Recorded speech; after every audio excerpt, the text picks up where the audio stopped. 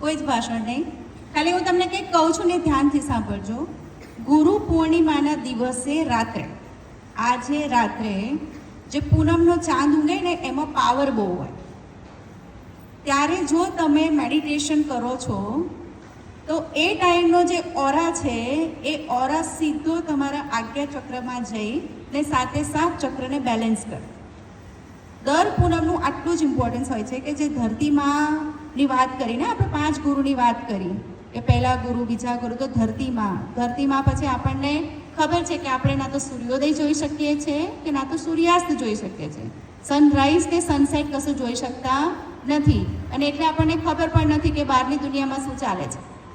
એટલે આજે મારી બધાને રિક્વેસ્ટ છે કે સાંજે 7:30 વાગ્યા પછી વધારે નહીં તો કોઈ પણ મંત્ર ઓમ વગાડી કે પછી સામાન્ય મ્યુઝિક વગાડી અને 5 મિનિટનું મેડિટેશન કરજો.